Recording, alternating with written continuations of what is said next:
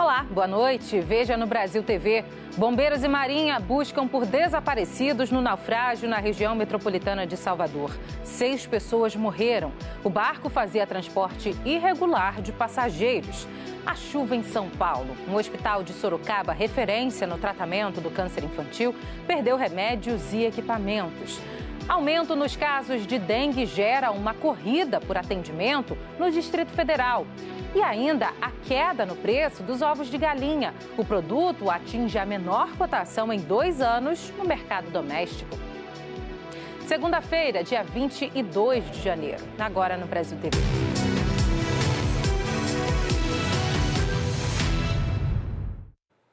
Bombeiros e Marinha seguem na busca por sobreviventes do naufrágio de um barco na Baía de Todos os Santos. 6 pessoas morreram. O acidente foi próximo à cidade de Madre de Deus, na região metropolitana de Salvador. Testemunhas disseram que a embarcação estava superlotada e virou depois de uma briga. O pier de Madre de Deus, na Baía de Todos os Santos, é a base das operações de busca por desaparecidos. Durante toda a manhã, lanchas chegavam trazendo pertences encontrados no mar. Enquanto isso, familiares de pessoas desaparecidas aguardavam por notícias. 38 bombeiros, incluindo mergulhadores, participam das buscas. O barco virou ontem por volta das 10 da noite, quando seguia da ilha de Maria Guarda, na Baía de Todos os Santos, para a cidade de Madre de Deus. Testemunhas contam que houve uma briga e, na confusão, a embarcação acabou virando. 5 corpos foram encontrados logo depois do acidente. São 3 mulheres, um homem e um menino de 7 anos. Frankel passava pelo local em outra embarcação no momento do acidente e foi o primeiro a prestar socorro às vítimas. Só eu consegui tirar 12 pessoas. Um parceiro de Maria Guarda tirou mais 3. Eu tenho um parceiro que estava trabalhando comigo também e ele tirou pelo menos 10 pessoas. No meio do caminho, o colega me citou que houve uma briga entre eles e talvez o pessoal correndo para um lado ou para o outro e terminou virando a embarcação. O número de pessoas que estavam a bordo ainda é incerto. O Corpo de Bombeiros tem uma relação de passageiros obtida por meio de testemunhos de sobreviventes com 26 nomes. De acordo com a Polícia Civil, a capacidade da embarcação é de 10 pessoas. Ela é uma embarcação tipo Saveiro, mas categoria esporte e recreio. Esporte e recreio é uma embarcação, é um tipo de embarcação não comercial. Então é uma embarcação para recreação da pessoa. Ela não poderia estar, de forma alguma, transportando para passageiros de forma comercial. Pela manhã, o corpo de uma mulher foi encontrado próximo ao local e o número de mortos subiu para 6. O dono do barco foi resgatado junto com outros sobreviventes e ainda não prestou depoimento. Denilza conseguiu sobreviver, mas a filha Alice, de 6 anos, continua desaparecida. Ela também perdeu um primo e a nora no acidente. Para toda a família, essa tem sido uma espera angustiante por notícias. E para de noite nós achamos ela. A família está muito abalada, né? Todo mundo, lá na 21 de abril. Todo mundo parou tudo.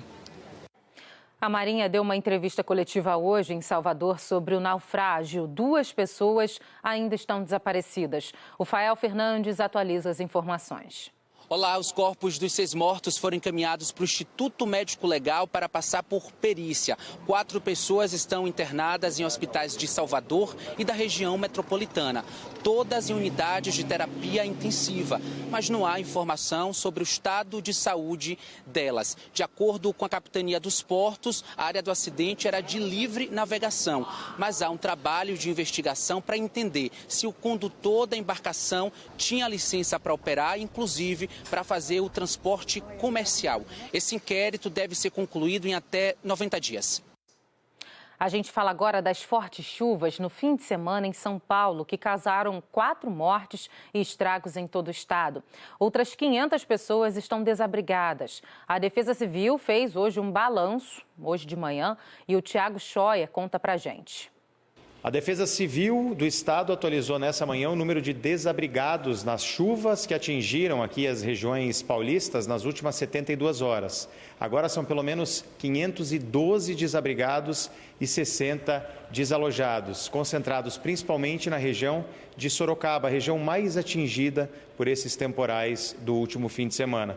A gente está aqui na sede da Defesa Civil do Estado de São Paulo, capitão Farina aqui conosco também. Capitão, o que vai ser feito essa semana em relação a esse grande número de pessoas que ainda estão fora de casa? A Defesa Civil do Estado ela entrou com ajuda humanitária para esses municípios, Sorocaba e Socorro, com mais de 1.600 itens de higiene, dormitório, para apoiá-los, acolher essas pessoas. E agora vai ser feito na Prefeitura Municipal, com a Secretaria de Desenvolvimento Social, o Fundo Social, com o apoio dessas pessoas. E também a limpeza daquela região é muito importante. Capitão, o alerta da Defesa Civil, como foi emitido na semana passada, é importante para as autoridades também poderem providenciar ali ajuda e preparar as cidades, né? Como é que essa conversa é feita com as prefeituras, por exemplo? Depois do alerta enviado pela Defesa Civil do Estado, ela vai para todas as coordenadorias municipais, para as prefeituras municipais, e dali começa um monitoramento. Se caso acontece uma anormalidade, como aconteceu em Sorocaba e Socorro, nós temos o contato direto com as prefeituras para fazer essa gestão dessa anormalidade, dessa crise, para trazer o mais rápido possível a normalidade naqueles locais e, se as pessoas estiverem afetadas, trazer um mínimo de acolhimento para elas. E ao todo, desde o início dessa operação, lá em 1º de dezembro do ano passado, já são mais de 1.100 pessoas que de alguma forma tiveram as casas aí afetadas pelas chuvas de verão aqui no estado de São Paulo. Como a gente viu, a cidade de Sorocaba, no interior paulista, foi uma das mais afetadas. Nos últimos 4 dias, choveu mais de 80% do que era previsto para todo o mês de janeiro. O dia em Sorocaba começou com muito trabalho para os moradores que foram afetados pelas fortes chuvas no fim de semana. Durante toda esta segunda-feira, equipes da prefeitura passaram por vários bairros, entre eles este, o Jardim Abaeté, um dos mais prejudicados com o temporal, recolhendo móveis que foram perdidos com a chuva. Segundo a prefeitura, mais de 240 famílias foram atingidas, pelo menos 170 precisaram ir para hotéis da cidade. Diante da situação, o município decretou a situação de emergência e vai ajudar as famílias com até 10 salários mínimos. A recomendação é para que a pessoa atingida procure a Secretaria da Cidadania da cidade. Já o GEPASSE, que é um hospital referência para diagnóstico de tratamento contra o câncer, também foi atingido no fim de semana. Hoje precisou remanejar o setor de quimioterapia para outro espaço. Cerca de 600 pessoas de 48 cidades do estado são atendidas pelo espaço. Os prejuízos ultrapassam os R$700 mil. Entre as perdas, equipamentos de quimioterapia, radioterapia, ultrassonografia e tomógrafos. Além disso, o hospital diz que os demais atendimentos devem ser retomados daqui 15 dias. Antônio Ferreira, para o Brasil TV. No Rio de Janeiro, foi mais um fim de semana de chuva forte na capital e na região metropolitana. Em Belfor Roxo, na Baixada Fluminense, moradores nem se recuperaram da última chuva e já tiveram a casa alagada de novo. Uma semana depois do trauma, seu Flávio revive o pesadelo. Sábado retrasado, uma deu 1,20 m dentro da minha casa e essa agora, de sábado para domingo agora, deu uns 30 centímetros dentro da minha casa. Mas eu já tinha perdido tudo. A água já baixou, mas as marcas ainda estão nas paredes da casa em Belfor Roxo, na Baixada Fluminense. A situação nossa é essa aí, entendeu? A gente nem tem descanso, dorme. E de sábado para cá, para domingo, eu estava já deitado, dormindo, minha esposa acordada. Falou, Flávio, a casa já está enchendo. Esse aqui foi um dos pontos em que o Rio Botas transbordou no bairro Vila São Luís. A força da água levou lama e muito lixo para várias ruas no entorno, como essa aqui, onde nós estamos. A Antônio Lima, funcionários da prefeitura, fazem um trabalho de limpeza com o apoio da concessionária Águas do Rio. Tá limpando hoje, vai chover, amanhã tá de lama de novo. A minha bicicleta, como é que tá ali, ó? Em Mesquita, as chuvas têm trazido uma outra preocupação: o rolamento de pedras de uma encosta no bairro Coreia.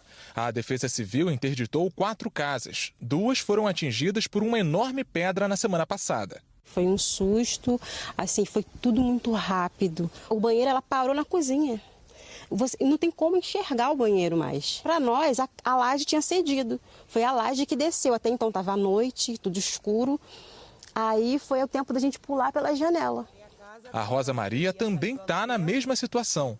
Comprei essa casa no intuito de sair do aluguel.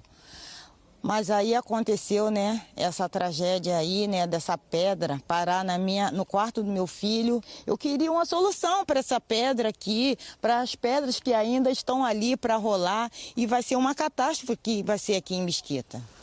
Na capital, a chuva do fim de semana também causou prejuízos. Ruas do centro, da zona sul e norte ficaram alagadas.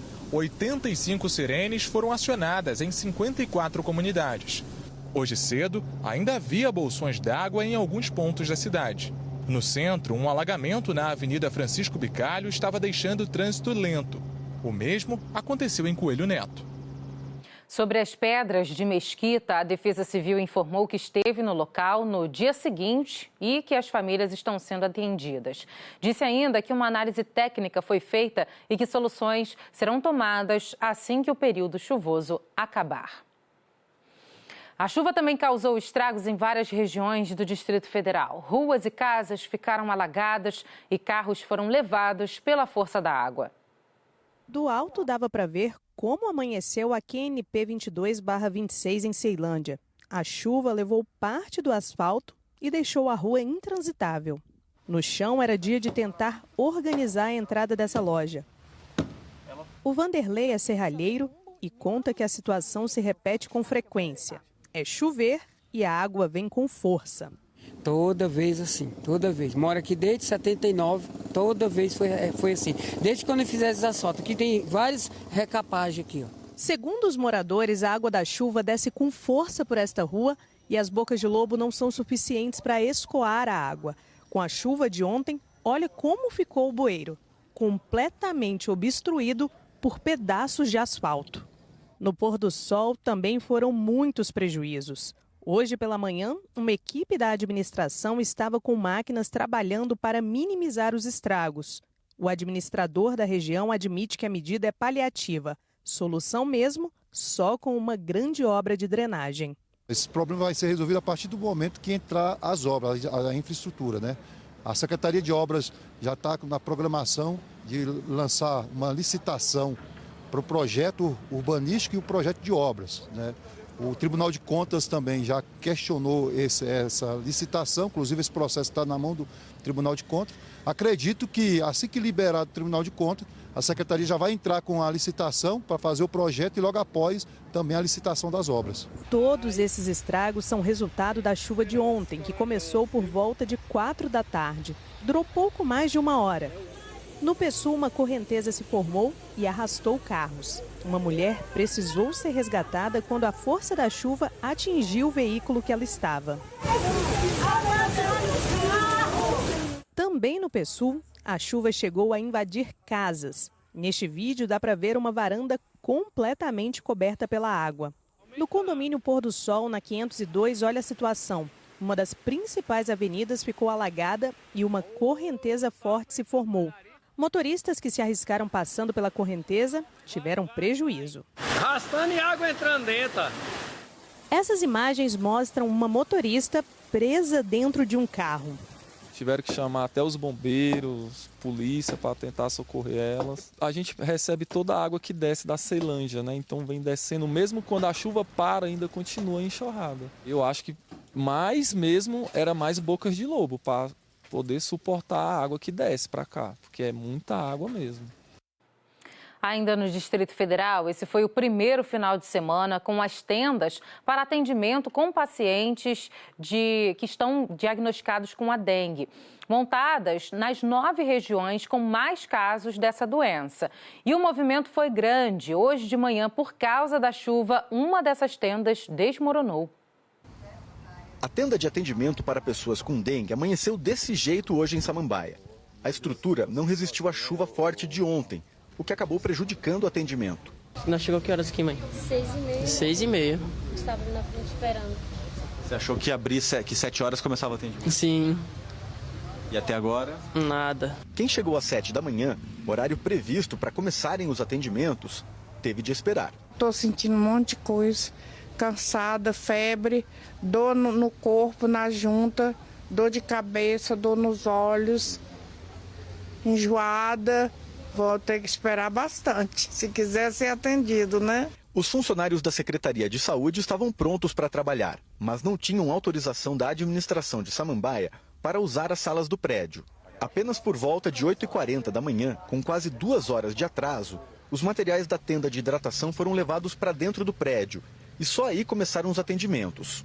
A Rosângela, que já estava com muitas dores pelo corpo, esperou todo esse tempo. Ela chegou às 7 da manhã. Muita dor de cabeça, muita febre, dor no corpo, dor na junta. É algo horrível. Para tentar frear a disparada de casos da doença, o GDF anunciou as tendas para atender pacientes com sintomas de dengue em 9 cidades. Elas estão ao lado das administrações regionais de Ceilândia, Sol Nascente, Samambaia, Sobradinho, São Sebastião, Estrutural, Recanto das Emas, Braslândia e Santa Maria.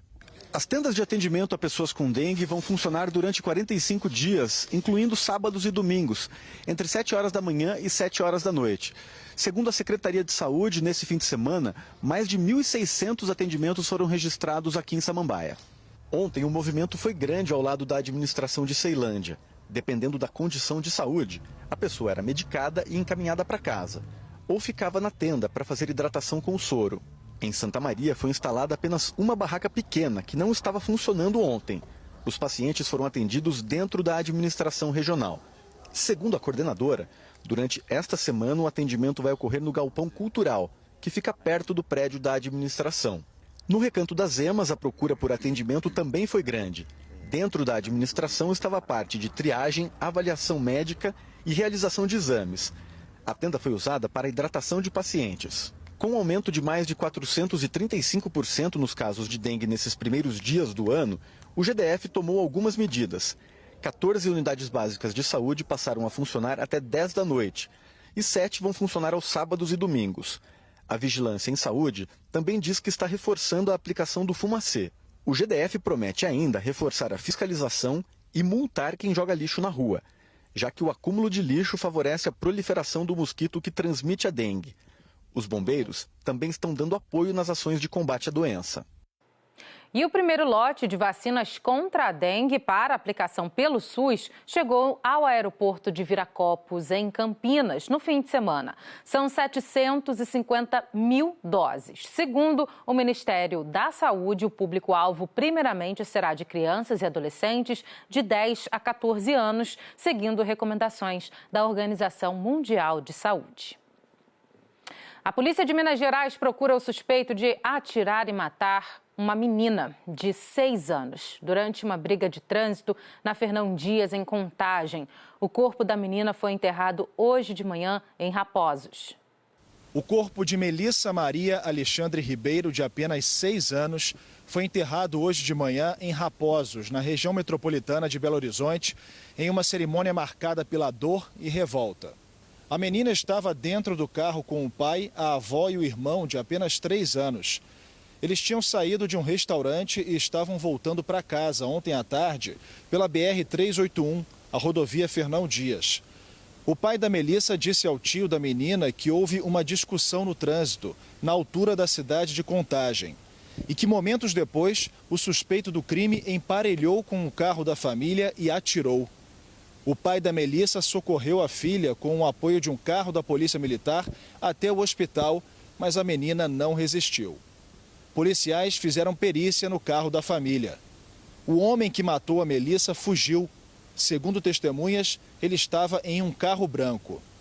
Agentes da Polícia Rodoviária Federal começaram as buscas ao suspeito e a Polícia Civil abriu um inquérito para investigar o crime. Um motorista foi retirado à força de dentro do próprio carro na BR-226, no Maranhão, após bater na traseira de uma viatura da Guarda Municipal de Barra do Corda na manhã de ontem. A Polícia Civil resolveu autuar o homem por dirigir sob consumo de bebida alcoólica e por resistência à voz de prisão. O caso foi em Barra do Corda, no interior do Maranhão. O motorista teria batido na traseira do carro da Guarda Municipal, ferindo inclusive um dos ocupantes. No vídeo é possível ver toda a ação dos guardas municipais. Os agentes da guarda resolveram abordar o motorista, que teria respondido com truculência. Não queria sair do carro. Ele então recebeu voz de prisão, foi retirado à força do veículo e levado para uma delegacia. A Polícia Civil resolveu autuar o homem por estar dirigindo sob consumo de bebida alcoólica e por resistência à voz de prisão. Nós não conseguimos falar com a defesa desse homem. Leonardo Costa, de Caxias, para o Brasil TV. A seguir, época de férias escolares e a difícil tarefa de manter a criançada ocupada e longe de celulares e computadores. Não saia daí.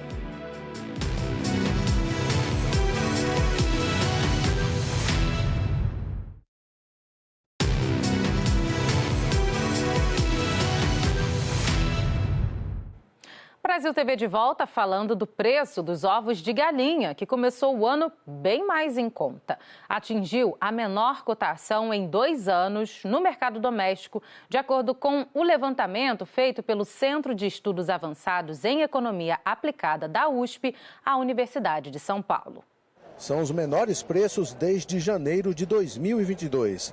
Segundo pesquisadores do CPEA, o movimento de baixa é resultado da maior oferta do produto internamente e do enfraquecimento das vendas.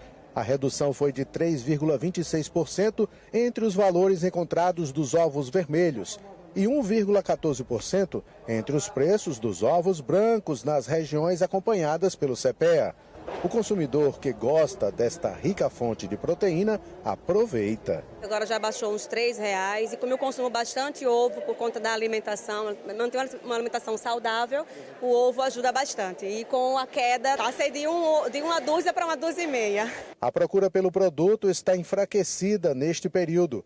A oferta abundante fez os preços que já vinham em movimento de queda recuarem em até quase 8% dentro de um mês. É bom lembrar que estamos falando de um alimento perecível, que as altas temperaturas do verão podem estragar os ovos mais rápido. Por isso que os donos de granja estão oferecendo muitos descontos para escoar mais rápido todo o estoque. Não sabemos até quando vai continuar esse movimento de queda nos preços. Mas a dúzia por R$8 ainda é pouco para o consumidor que sente saudades quando os ovos eram bem mais baratos. À vista o que estava, tá ficando bom, né? Mas, na verdade, é bom baixar mais, porque a gente já viu ovos na época de pandemia com um preço muito mais em conta. R$4, R$5, então é bom baixar. O Ministério Público do Maranhão vistoriou casarões do Centro Histórico de São Luís e constatou que 3 deles estão com sérios riscos de desabamento. Aqui em São Luís, uma vistoria do Ministério Público Estadual identificou que pelo menos 3 casarões da Prefeitura estão em situação de abandono e risco de desabamento. Os prédios ficam no centro da cidade, em área tombada pelo Patrimônio Histórico Estadual. Um deles, uma construção de 1894, abrigava a Fábrica São Luís, uma companhia de tecelagem que produzia algodão para o Maranhão e para o exterior. Além da situação de abandono, todo o entorno da construção está coberto de lixo e entulho. A Promotoria de Justiça do Meio Ambiente disse que, em razão de sua importância histórica, a situação do prédio será objeto de um inquérito civil específico contra a Prefeitura. Uma segunda fase de inspeções está marcada para março desse ano. Rafaela Braga, para o Brasil TV. Tempo de férias para a criançada e quem tem filhos sabe como é difícil manter os pequenos ocupados nessa época do ano. O maior desafio é evitar que eles fiquem o tempo inteiro grudados aos celulares e computadores. Maria Luísa tem 8 anos. A criança mais velha da casa já tem seu próprio celular e é com o aparelho que ela se diverte durante parte do dia. O que você gosta de ver no celular? Luluca. Luluca é o quê? Um desenho? É. Você assiste muito esse desenho? Sim. Miguel aprendeu rápido a senha do celular da mãe e costuma usá-lo com frequência para assistir filmes e vídeos. Jéssica é mãe dos 3, Maria Luísa, de 8 anos, Graziela, de 5 e o Miguelzinho, de 4 anos. Conciliar as atividades do trabalho, do lar e fiscalizar as crianças exige bastante esforço e tempo. Tento acompanhar, mas devido a tudo que tem que fazer, não consigo estar a cada minuto olhando, né, o que eles estão fazendo. E como que fica o controle? O controle vem depois. não consigo estar controlando na hora. Depois eu pego os telefones e vou ter o acesso ao que eles pesquisaram ou o que eles assistiram. E a partir daí vem o diálogo depois, né? Se foi correto, se não foi. Mesmo com a opção dos eletrônicos, as crianças também se divertem com os brinquedos. Cada um tem o seu preferido. São bonecos, ursinhos e até skate elétrico. Uma recente pesquisa mostrou que crianças de até 12 anos passam em média 3 horas e 53 minutos do dia ao celular. E esse tempo de exposição tende a aumentar agora no período de férias. Um verdadeiro desafio para os pais que têm que controlar essa turminha. A pesquisa realizada pela Panorama Mobile e Opinion Box também apontou que 79% das crianças de até 12 anos já possuem celular. Crianças com menos de 2 anos não devem ter acesso às telas. Crianças de 2 a 5 anos precisam ter acesso a essas telas e videogames apenas 1 hora por dia. Crianças de 6 a 10 anos devem utilizar as telas por 2 horas durante o dia. Crianças maiores devem utilizar as telas por 3 horas. Mas, antes de dormir, todas as crianças e adolescentes devem desconectar as telas. O Brasil TV fica por aqui. Outras notícias logo mais no Jornal Nacional, às 8h30 da noite, hora de Brasília. Uma ótima noite para você. Até amanhã.